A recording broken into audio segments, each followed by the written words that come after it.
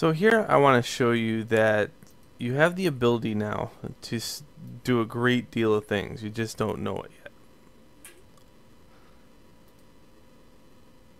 I mean, we've added two forms together, made them look like they're attached, but they're really not. I mean, well, they are, but you know what I'm saying. Like physically, in the physical world, they're not attached because these would have screws in them and some way to make them so they're attached. But in all actuality, they look pretty attached here in Maya. Now, also, keep in mind, not every form is attached to everything. Okay, don't do that. One, you should always separate it upon the idea is, this is a nice form, maybe I should leave it alone and leave it as many polys as it is, and then add a new form to it. That being said, I also want it to look functional.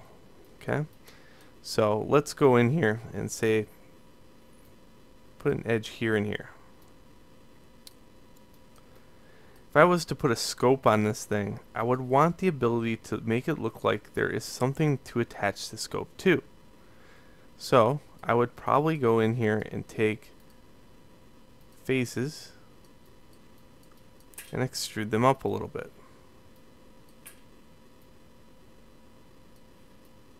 This is something that could rest inside the scope and make it look like it's attached a little bit better.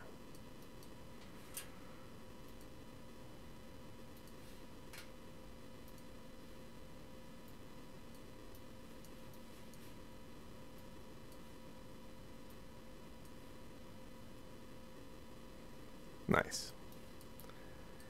The same stands true with, let's say, like the stock. How would the stock attach to this thing? Well, if I was to attach a stock, it would probably need a hole in this area, or at least a bump into it.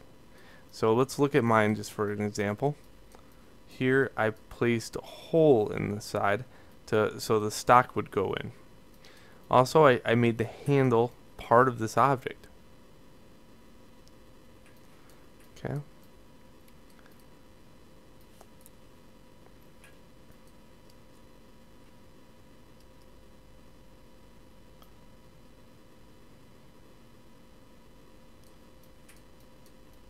Alright, so what if I needed to blend another form together?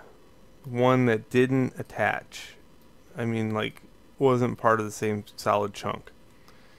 Well, this is where I would worry about how it's going to attach, with the function of it.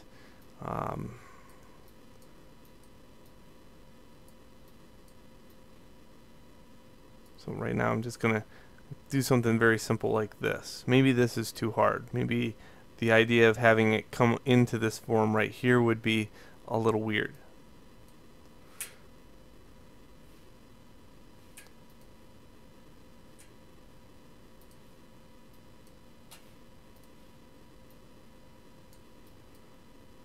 So instead of that, I'm going to choose to make this form a little bit different.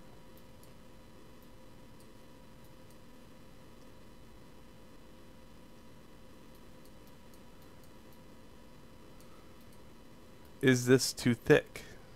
Maybe I could thin this down just a little bit, which enables this to be thinned down just a little bit. I'd say that looks a little bit more balanced. Remember, by the time I put that handle on the front, it's going to add some pretty big girth to the weapon. So here's an example here. I want to section off this new hole, so I want to make sure that I have some kind of loop in here. So one, sure enough I do. And if you're going to do this, I would highly suggest you use one. I wouldn't use the auto smooth feature and then try to insert the edge loop. So I'm going to extrude this just a little bit and then extrude it in. So this is where the butt of the rifle is going to come in.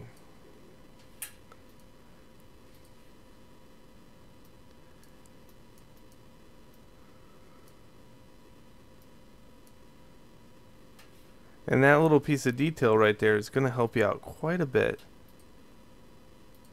See how things are starting to act weird? Delete by tape history.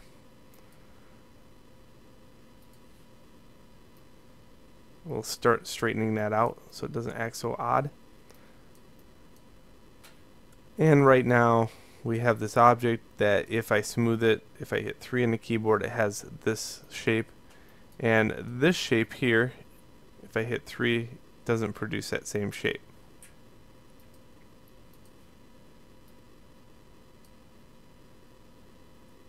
Now it does. And now fitting this into here looks a lot nicer.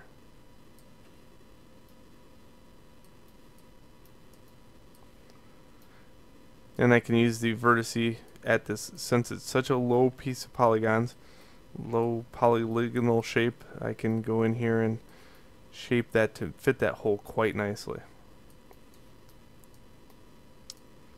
And then I just have to worry about shaping the butt of it. Okay, but this is starting to get into the point where I want you to start taking over here. Okay, so please meet me in the next video.